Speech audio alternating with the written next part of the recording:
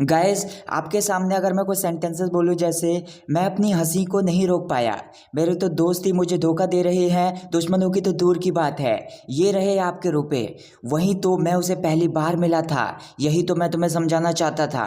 Yes guys, आज के इस वीडियो में मैं इसी तरह की बहुत सारी फ्रेजेस के बारे में बात करूंगा जिनका यूज़ आप भी अपनी कॉन्वर्सेशन करते समय किसी के साथ यूज़ कर पाओगे। तो चलिए गाइस, फटाफट से वीडियो को स्टार्ट करते हैं। गाइस, पहले मैं बात करूंगा दैट्स वॉट। इसका सिंपली मतलब होता है वही तो। मतलब किसी चीज़ के बारे में अगर आप बात कर रहे हैं तो उस टाइम पर यूज़ कर सकते हैं। जैसे कुछ एग्जांपल्स हैं, that's what I was telling you, मतलब वही तो मैं तुम्हें बता रहा था। That's what I was telling you, that's what I wanted to talk about, मतलब वही तो मैं उसके बारे में बात करना चाहता था, या फिर वही तो एक चीज़ है जिसके बारे में मैं बात करना चाहता था।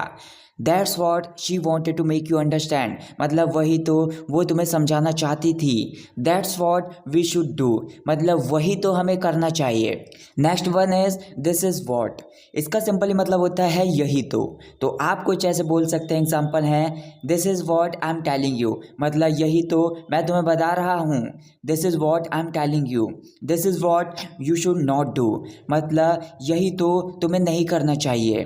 This is what I feel, मतलब यही तो मैं महसूस करता हूँ, या फिर यही तो मुझे लगता है।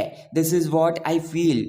जैसे हमें कुछ इस तरह के सेंटेंस बोलने पड़ जाते हैं, वहीं तो मैं घूमना चाहता हूँ, या फिर वहीं तो मैं तुम्हें ले जाना चाहता हूँ। ऐसे सेंटेंसेस के लिए आप दैट्स वेयर का यूज़ करेंगे। इसका सिंपली मतलब होता है वहीं तो, या फिर उसी जगह तो। मतलब अगर हम किसी प्लेस को या फिर किसी जगह को रिप्रेजेंट करना चाहते हैं तो उस टाइम पर दैट्स वेयर का यूज़ कर सकते हैं। तो यहाँ पर जैसे कुछ एग्जांपल्स हैं, that's where I want to visit, मतलब वहीं तो मैं घूमना चाहता हूँ, या फिर वहीं तो मैं जाना चाहता हूँ घूमने के लिए। That's where I want to visit, that's where I want to take you, मतलब वहीं तो मैं तुम्हें ले जाना चाहता हूँ।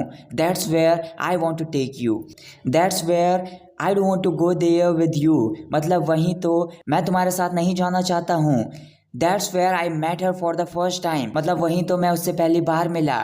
इसी के जैसे एक फ्रेज है दिस इज़ वेयर। इसका सिंपली मतलब होता है इसी जगह तो, या फिर यहीं तो। इसको भी आप उस टाइम पर यूज़ करेंगे जब आप किसी जगह के बारे में बात कर रहे होते हैं। तो जैसे एग्जांपल हैं this is where my school is, मतलब यहीं तो मेरा स्कूल है। This is where my school is, this is where I study, यहीं तो मैं पढ़ाई करता हूँ। This is where we are learning English, यहीं तो हम अंग्रेजी सीख रहे हैं। This is where we are learning English. Next मैं बात करूँगा नॉट टू स्पीक ऑफ। इसका सिंपली मतलब होता है और तो और, या फिर दूर की बात है। जैसे आपको कुछ इस तरह के सेंटेंसेस अगर बोलने पड़ जाते हैं, दुश्मनों की तो दूर की बात है, या फिर दुश्मनों की तो बात ही मत करो, यहाँ तो मुझे मेरे दोस्त ही धोखा दे रहे हैं, या फिर वो मंदिर तक नहीं जाता, पूजा करने की तो दूर की बात है। इस तरह के सेंटेंसेस को ट्रांसलेट करने के लिए आप नॉट टू स्पीक ऑफ का यूज़ कर सकते हैं। तो चलिए कुछ एग्जांपल्स को ट्रांसलेट कर लेते हैं।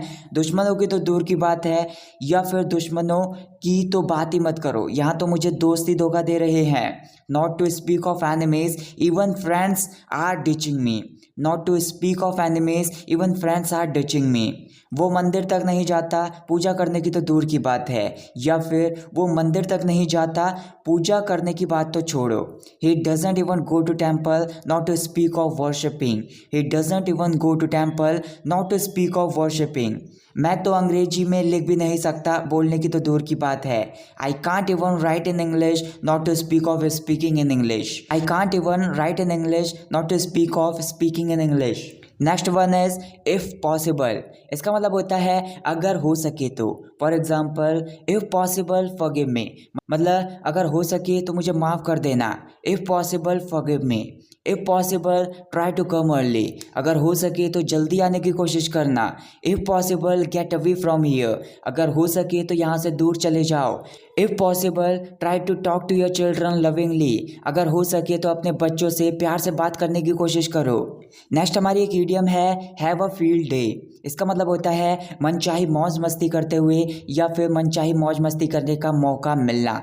For example children had a field day when they had been taken on a trip, मतलब बच्चों को मौज मस्ती करने का मौका मिला जब उन्हें एक ट्रिप पर ले जाया गया था।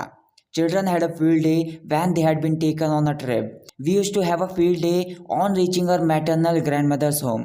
मतलब जब हम नानी के घर जाया करते थे या फिर नानी के घर पहुंचने के बाद हमें मौज मस्ती करने का मौका मिला करता था या फिर मनचाही मौज मस्ती करने का मौका मिला करता था।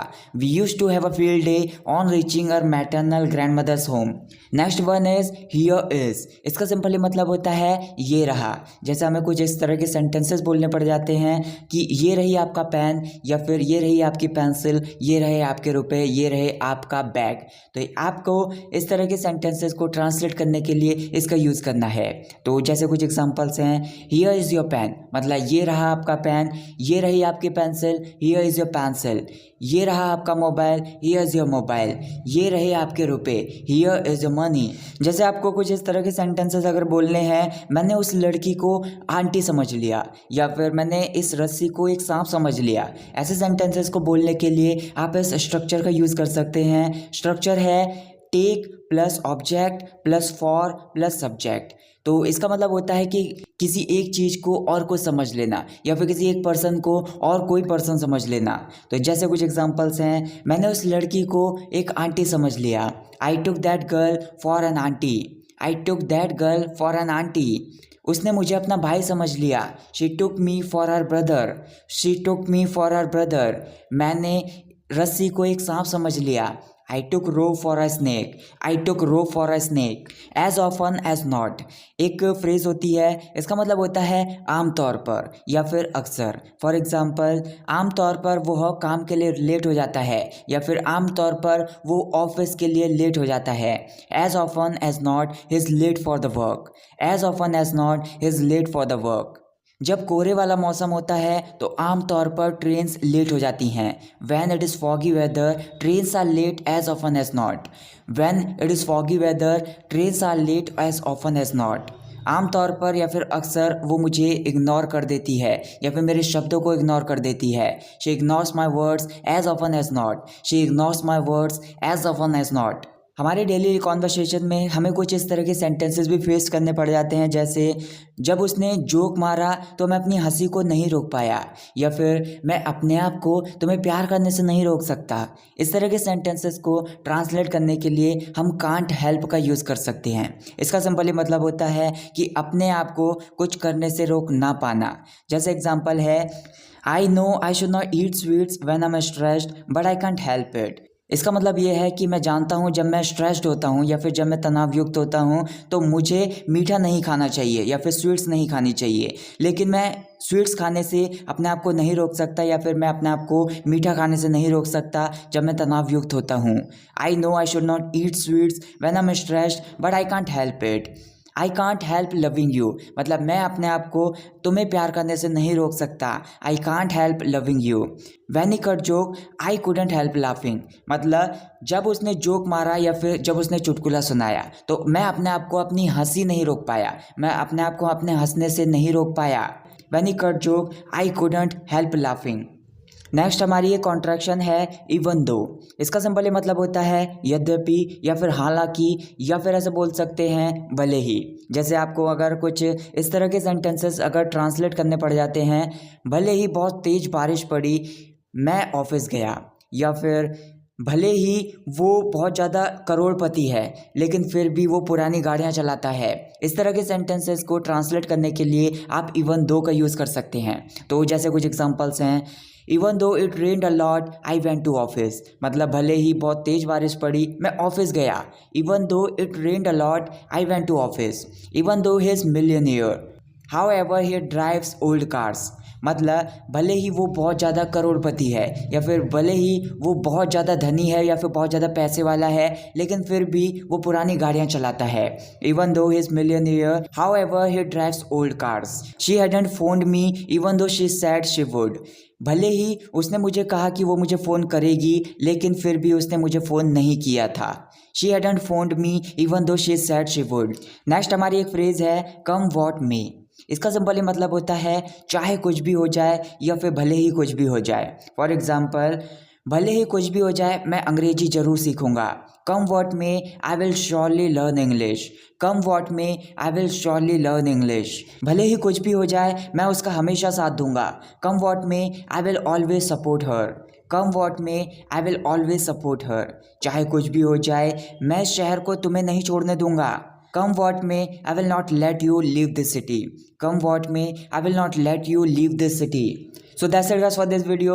गाइस अगर आपने ये वीडियो यहाँ तक देख ली है तो मैं चाहता हूँ कि आप कमेंट्स में 765 टाइप करके मुझे कमेंट करके बताइए, और आपके जो भी डाउट्स हैं उनको मुझे कमेंट करके बताइए। मैं ज़्यादा से ज़्यादा वीडियोस बनाऊंगा आपके डाउट्स को क्लियर करने की। अगर आपको ये वीडियो पसंद आई तो वीडियो को ज़्यादा से ज़्यादा लाइक कीजिए, ज़्यादा से ज़्यादा शेयर कीजिए, चैनल को सब्सक्राइब करना ना भूलें। Thank you so much for watching this video. I will catch you in the next video. Take care.